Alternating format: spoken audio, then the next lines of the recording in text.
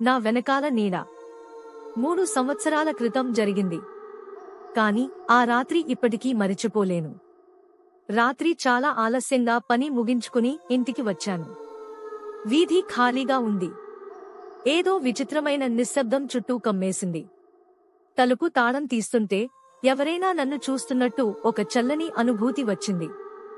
లోపలికి వెళ్లి లైట్లు ఆన్ చేశాను. ఒకసారి మసకబారాయి.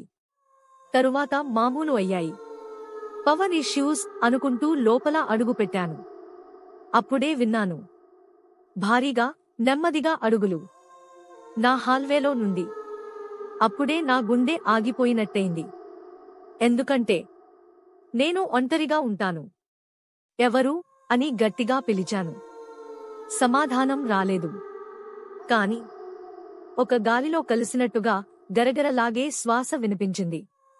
దగ్గరికి వస్తూ భయంతో మొబైల్ తీసి టార్చ్ వేశాను. కాంతి హాల్వే వైపు వెళ్ళింది. అక్కడ చూశాను. ఒక ఎత్తైన, పొడవైన నీడ, మనిషిలా ఉన్నా. ముఖం లేదు. శరీరం మొత్తం నల్లని పొగలా కదులుతోంది. నా కాళ్ళు కదల్లేదు. మాట రావడం లేదు. ఆ నీడ నెమ్మదిగా నాపైకి నడుస్తూ వచ్చింది. ఒక అడుగు, ఇంకో అడుగు. లైట్లు భయంకరంగా ఫ్లికర్ అవుతున్నాయి. ఫోన్ చేతి నుండి జారిపడింది. చివరి కాంతిలో చూసిన దృశ్యం. ఆ నీడ తల ఎడమవైపు భయంకరంగా వంగి నవ్వినట్టుంది. నేను కేక వేసి కళ్లను మూసుకున్నాను. కొన్ని క్షణాల తరువాత కళ్ళు తెరిచాను. లైట్లు సరిగానే ఉన్నాయి. హాల్వే ఖాళీగా ఉంది. అన్నీ మామూలే అనిపించాయి.